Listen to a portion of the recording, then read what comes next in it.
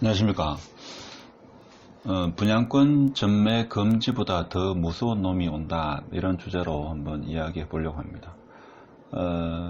신문에 이런 기사가 하나 있어 가지고 제가 볼 때는 이게 8월 이후에 분양되는 아파트 분양권 전매 금지보다도 더 무서운 게 아닐까, 저는 개인적으로 그렇게 생각합니다. 일단 내용을 끝까지 읽어보시면 8월 이후에 이게 입법화되면 지금 현재 그 여당이 다수당을 차지하고 있기 때문에 제가 볼 때는 이 국토부 의지대로 되면 사실 파괴력은 아파트 분양권 전매 금지보다 더 크지 않을까, 이런 생각이 듭니다. 일단 끝까지 한번 보시면 궁금증은 해결될 겁니다. 일단 뭔가 하면 투기과열지구 분양자 의무 거주기간인데, 이 말의 의미는 무슨 말인가 하면 8월 이후에 분양되는 아파트는 아파트를 뭡니까 소유 그러니까 등기를 칠 때까지 팔지를 못한다, 이렇게 했습니다. 전매 금지. 근데 뭔가 하면 자 등기를 치고 나서 보통 보존 등기 가죠. 등기를 치고 나서 이때는 팔아도 됩니다. 보통 팔지 않고 어떻게 합니까? 전세를 놓고 그 다음 일정 기간이 지나고 나서 내가 이 집에 들어가 살든지 아니면 팔든지 이렇게 하죠. 그렇게 또 합니다. 어떤 간에 등기 전에는 못 판다, 이렇게 해가지고 이것도 강력했는데, 문제는 뭔가 하면 등기하고 나서 이제 전세를 못 놓는다 이거죠. 어떻게 되는지 한번 보도록 하겠습니다. 자, 결론은 뭔가 하면 실수요자만 살아. 분양을 받아가지고 등기를 치고 거기에 분양받은 사람만이 들어가 살아라, 다른 사람한테 전세 주지 마라 이거죠. 민간택지도 거주 의무를 추구한다 되어 있습니다. 그래서 어떤 바스는 서울, 경기도만 해당될 것 같기도 한데, 계속 내용을 한번 보면 알 수 있을 겁니다. 상한제 민간택지 거주 의무 추진하겠다. 지금은 공공주택이 거주 의무 기한이 있습니다. 전매 제한 이어가지고 최대 5년간 묻겠다. 그러니까 방금 전에 제가 말씀드렸듯이 8월 이후에 내가 아파트를 청약을 넣어가지고 당첨이 되면 보통 2년 6개월 혹은 주상복합은 4년이죠. 그럼 그때까지 팔지 못하고 그러고 나서 소유권을 분양받은 사람한테 넘기고 나서 보존 등기하고서 거기에 최대 5년까지 살아라, 이 이야기죠. 그래서 올해도 의원 입법 방식으로 추진할 거다. 원래 작년에 있죠. 이게 입법이 예고됐는데 좀 허지부지 돼가지고 원래 다시 추진하겠다 이겁니다. 그래서 말 그대로 선전세, 그러니까 보존 등기하고 나서 내가 거기에 들어갈 여력이 안 되면 전세를 주고 몇 년 뒤에 내가 들어간다든지 아니면 투자 용도로 이렇게 하는 경우도 있죠. 그래서 선전세 혹은 선전세 후에 나중에 내가 입주하겠다. 자, 이런 전략은 사실 불가능해진다, 그런 겁니다. 내용을 좀 더 보겠습니다. 지금 현재 보면 분양가 상한제 적용 주택 전매 제한 및 거주 의무 기한입니다. 지금 공공택지에서는 시세 대비 100% 이상 같은 경우에는 투기과열지구 전매 제한이 5년입니다. 근데 80%에서 100% 같은 경우는 시세 대비 투기과열지구 전매 제한이 8년이고 거주는 3년을 해야 됩니다. 80% 미만 공공주택을 내가 분양받아 가지고 그 가격이 인근 시세의 80% 미만이다 가면 전매 제한이 10년이고 거주를 5년 해야 된다 이거죠. 자, 이런 의무 조항이 있었습니다. 이거는 공공택지, 흔히 말하는 LH공사에서 분양받아 가지고 내가 살 경우에 이 조건을 만족해야 된다 이거. 근데 이거를 뭔가 하면 민간택지에도 적용하겠다 이거죠. 민간택지, 그 이야기죠. 뭐 거주 의무 기한을 최대 5년 이렇게 지금 계획하고 있습니다, 국토부에서. 자, 그래서 내용을 좀 정리해보면 5년의 거주 의무 기한을 두는 방안을 연내 추진할 계획입니다. 계획인데 지금 아무래도 뭡니까 그 여당이 다수당을 차지하기 때문에 계획을 현실화시킬 가능성이 높겠죠.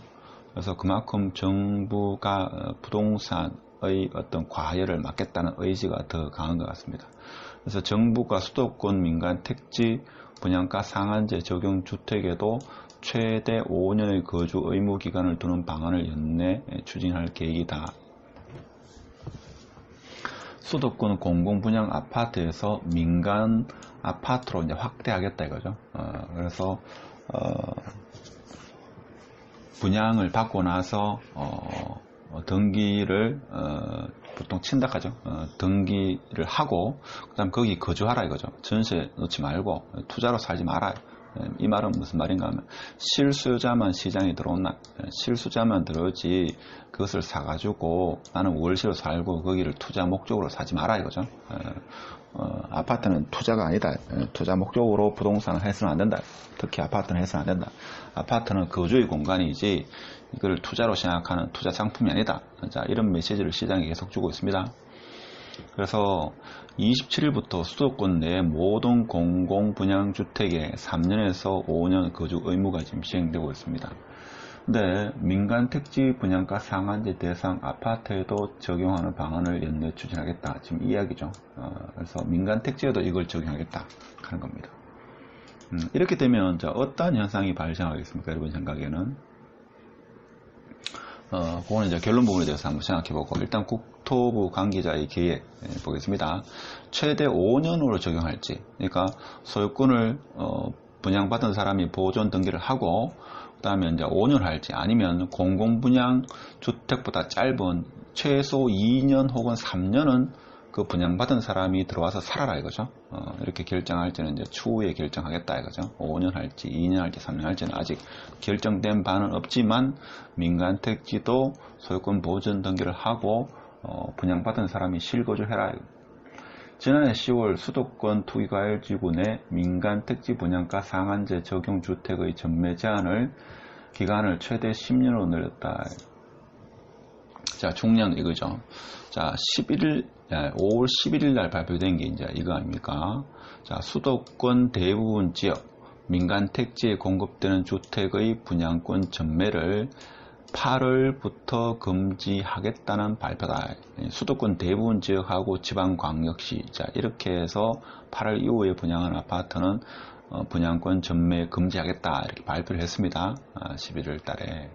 근데 이 후속 대책으로 제가 볼 때는 이거 못지않게 큽니다. 이게 어떻게 파괴력은 더 클 수 있을 것 같은데, 현재 공공주택특별법은 최초 입주 가능일부터 90일 이내에 입주한 뒤 거주 의무 기한을 이행해야 됩니다. 그러니까 이제 LH공사에서 아파트를 다 완공하고 나서 이제 입주할 수 있는 모든 편의시설을 갖추어 놓고 나서 90일 이내에는 무조건 입주를 해야 된다, 그죠? 그러고 나서 의무기한을 이행해야 됩니다. 저도 사실 이 부분은 잘 알지 못하고 있었는데, 그런데 민간 택지에도 같은 규정을 적용하면서 중요한 말인데 서울 등입니다. 서울 등 투기과열지구에서 가면 지구입니까? 서울, 경기도를 제외한 투기과열지구는 대구밖에 없습니다. 특히 대구 중에서 대구의 수성구도 포함된다는 이 뜻이죠. 투기과열지구. 그래서 신축 아파트 전세는 사실상 사라진다. 이렇게 하는 경우가 많죠. 자기는 구축에 살면서 아니면 월세로 살면서 신축 아파트를 전세를 주고 전세를 받아가지고 잔금을 치는 경우, 이런 경우가 사실 많습니다. 그렇죠? 아니면 자기가 미리 돈을 만들어 가지고 소유권 보존 등기를 하고 전세를 주는 경우, 하여튼 어떻게든 간에 전세적으로 받아가지고 잔금을 치는 경우가 있다니, 하여튼 그것은 매매의 어떤 그러니까 마지막 잔금 치기 전에 있죠. 그 부동산에서 뭐 이렇게 이루어진다고 합니다. 그렇죠? 이렇게 많이 봅니다. 근데 문제는 뭔가 하면 신축 아파트에 더 이상 전세는 없다. 그러면 실거주만 했다, 그죠? 실거주만 했습니다. 그래서 사실상 사라진다. 자, 이렇게 보시면 되죠. 자, 이렇게 되면 이제 기대 효과는 어떻겠습니까? 선전세, 후 입주. 내가 돈이 좀 부족해가지고 계약금을 넣고, 자, 중도금 같은 경우 일부 대출을 하고 잔금을 치려고 할 때 잔금 치를 돈이 좀 부족하면 전세금을 받아가지고 전세를 주고, 전세 흔히 2년을 주고 내가 2년 동안은 더 열심히 일을 해가지고 하든지 돈을 벌어가지고 2년 뒤에 입주한다. 자, 그런 선의 사람도 일단 안 되고, 뭐 그런 사람이 좀 안타깝습니다만 그런 사람 안 되고. 그럼 투자의 목적으로였죠. 투자의 목적으로 산 사람도 안 된다 이거죠. 자기가 분양을 받아가지고 전세를 주고 2년 뒤에 내가 살 목적이 아니고 2년 뒤에 시세 차익을 보고 다시 그 집을 팔겠다. 자, 이런 것을 방지하겠다. 그래서 분양을 받은 뒤에 입주 때 전세를 놓아 잔금을 치르는 전략은 이제 앞으로 무용지물이 된다. 자, 이렇게 되면 어떻게 됩니까? 이제 8월 이후에 분양하는 아파트는 정말 실수요자, 등기도 쳐야 되고, 그 다음에 등기를 치고 나서 자기가 뭐 지금 공공주택은 90일인데 뭐 90일 비슷한 날짜를 주면서 그때까지 들어가서 실제 거주를 해야 된다 이거죠. 전세를 못 놓는다 이겁니다. 그렇죠. 이걸 어떻게 전략적으로 할지, 그러니까 자기가 산다고 하고 단순한 전세 줄 수도 있는 문제인데 뭐 제도적으로 어떤 보완을 하겠죠. 이걸 하겠다. 그럼 이렇게 된 뭐입니까? 잔금을 다 치지 못하는 돈이 없는 사람의 이제 신축은 분양받지 못할 수도 있겠죠. 그러면 쉽게 말하면 돈이 좀 부족한 실수요자도 안 되고 투자를 생각하는 투자자도 뭐 투자든 투입꾼 그 사람도 안 되고 그러면 돈이 좀 여력이 있는 실수요자야만 된다 이렇게 볼 수 있는 거죠. 그래서 당첨보다는 제가 볼 때 앞으로는 뭔가 하면 자금 마련 계획이 중요합니다. 그렇죠. 무조건 내가 들어가 살아야 되니까. 그래서 투기과열주 같은 경우는 또 융자가 40%밖에 안 되니까 그 60%의 자금을 어떻게 마련할 건지 그 계획이 제가 볼 때는 당첨보다 더 중요하다 이거죠. 이렇게 되면 8월달 이후로는 실수요자 중심으로 재편되는데 그 중에서도 돈이 없는 사람은 또 청량을 못 넣으니까 어떻게 보면 미분양이 발생할 수도 있고 그럼 건설사 입장에서는 미분양 날 확률이 더 높아지기 때문에 분양가를 좀 내려서라도 완판시키려고 할 거고 지금 8월 이후의 시장이 더더욱 궁금해집니다. 그렇죠? 자, 그런데 문제가 되는 게 뭐냐면 설사 내가 신축을 분양받아 가지고 거기에 들어갈 수 있는 여력이 된다 하더라도 내가 기존에 구축의 전세를 살고 있다. 그러면 이 신축 아파트가 완공되어지고 입주할 수 있는 그 날짜하고 내가 현재 전세에 살고 있는 이 전세 만기 기간하고 이거를 잘 맞춰야 되겠죠. 이 부분도 제가 볼 때는 신경을 많이 써야 됩니다. 예를 들면 내가 만일에 25년 2월 달에 신축 아파트가 완공해가지고 2월 1일부터 만약에 내가 입주할 수 있다. 근데 내가 현재 전세 기간이 만일에 23년 8월 달에 전세 계약을 했다. 그럼 어디입니까? 이게 25년 1월 31일까지 내지는 뭐 2월 10일까지 이렇게 계약을 해야 되죠. 4년, 5년, 1년, 한 6개월 정도 이렇게 계약을 해줘야 되는데 이런 집을 또 구해야 되죠. 이 부분이 쉽지 않은 또 문제입니다. 그렇죠? 그래서 기존 주택의 전세 기간을 자기가 입주하는 신축 아파트의 입주 날짜와 맞춰야 되겠죠. 이 부분도 제가 볼 때는 쉽지 않습니다. 그럼 어떻게 보면 이 부작용을 어떻게 보면 전세 시장보다는 월세 시장을 찾는 청약을 넣어가지고 당첨된 사람은 전세보다는 월세 쪽으로 이제 수요가 늘어날 수도 있겠죠. 자, 이렇게 되면 제가 볼 때는 일단 8월 이후에 실수요자 시장으로 개편되는 건 확실한데 그러면 이 사람들은 뭡니까? 실수요자면서 그 분양을 돈의 여유가 있는 사람만이 청약을 넣는다. 그러면 청약률은 더 낮아질 수 있겠다 이런 생각이 들죠.